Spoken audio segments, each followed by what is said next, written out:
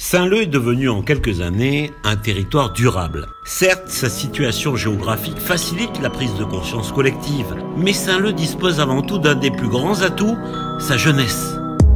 Les élèves de CM2 de la classe de Madame Léandre sont au quotidien les premiers contributeurs de la préservation de leur environnement.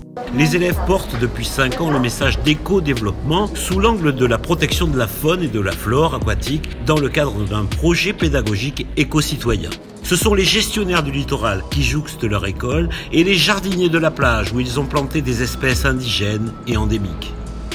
Ces espèces sont importantes car elles servent à éviter l'érosion et aussi avec elles nous espérons que les tortues reviendront prendre sur cette plage un jour. Le manioc marron, ses feuilles n'accrochent pas mais ne retiennent pas l'eau. Quant au veloutier, ses feuilles sont très douces et retiennent l'eau comme on peut voir ici. Accompagnés par les services de la mairie et les agents de la réserve naturelle marine de La Réunion, leur projet a dépassé le cadre pédagogique pour se transformer en arrêté municipal interdisant de fumer sur la plage. En 2016, les élèves ont ramassé les déchets et ont constaté qu'il y avait beaucoup de mégots. Ils ont demandé au maire d'installer des cendriers qu'ils avaient fait avec des canettes. Aujourd'hui, on peut voir qu'il y a des panneaux non fumeurs et des cendriers sur notre AME. À Saint-Leu, l'océan et les alizés sont également des atouts pour le développement durable. Les constructions bioclimatiques sont naturellement privilégiées dans la conception des bâtiments publics. Le plus bel exemple et le plus récent, c'est la médiathèque Baguette du centre-ville, ouverte vers la mer.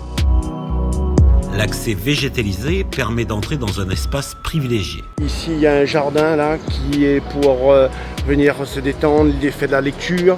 Et idem, à ma gauche, on a un espace végétalisé. Donc on a voulu recréer tout ça, cette verdure-là, et donner l'impression aux gens qu'on est vraiment dans un espace où il fait bon venir lire. Quant au bâtiment, dès sa programmation, il a été conçu pour être économe en énergie sur 4 étages.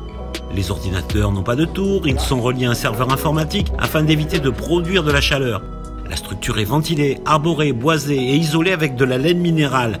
Des études aérodynamiques avaient en amont permis de valider avec l'ADEME, l'Agence de la transition écologique, des exigences optimales en termes d'éco-conception. Dès les premiers instants du programme de l'opération, on a lancé des études hydrauliques. C'était pour justement arriver à terme à économiser de l'énergie sur ce bâtiment-là. Il y a beaucoup de jalousies et aussi des cheminées de puits dépressionnaires parce que on capte les brises marines donc, qui arrivent. Ça passe par les jalousies et par puits dépressionnaires, donc c'est évacué de l'autre côté, donc ça enlève l'air chaud et ça renouvelle l'air en même temps.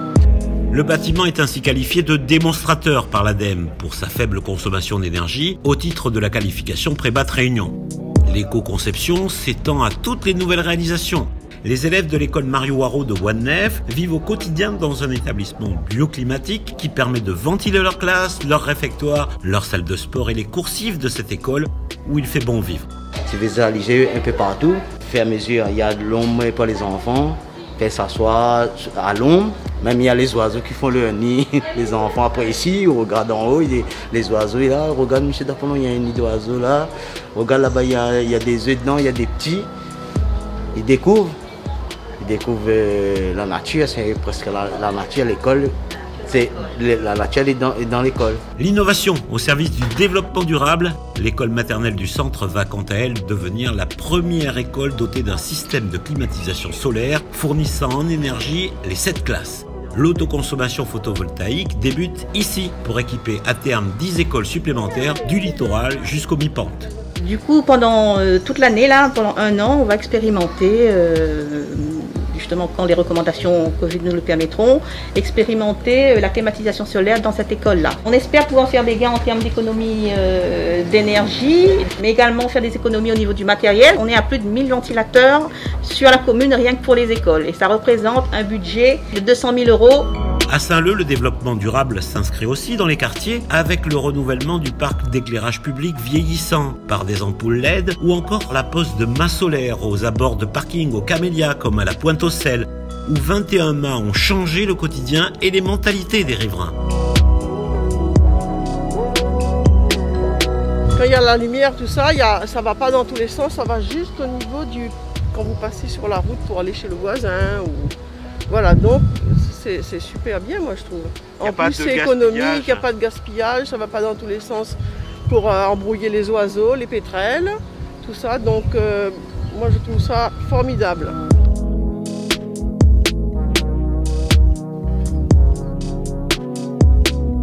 Ça contribue petit à petit au développement durable et ça permet de combattre le réchauffement climatique et tous les effets liés à ça. C'est une très bonne chose et une bonne lueur d'espoir en tout cas. Ah ben je suis partout pour la réunion dans les médias, vous nous payez le courant, c'est pas moins cher. Hein. C'est pas moi qui paye moins cher, c'est la commune. Les bâtiments communaux montrent également l'exemple en étant désormais équipés de lampes à très basse consommation.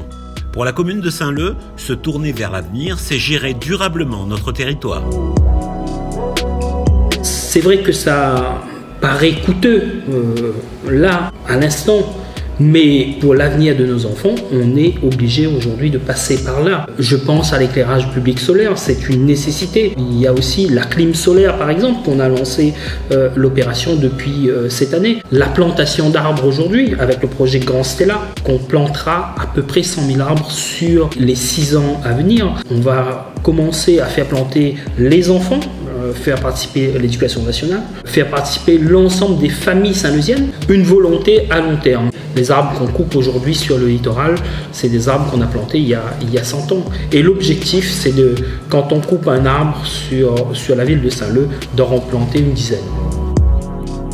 Chacun, à son niveau, dans son quartier, peut participer à la semaine européenne en affichant ses ambitions, par exemple en termes d'économie d'énergie, de lutte contre le gaspillage et de préservation de la biodiversité, à l'image de nos ambassadeurs de l'école primaire de Saint-Leu.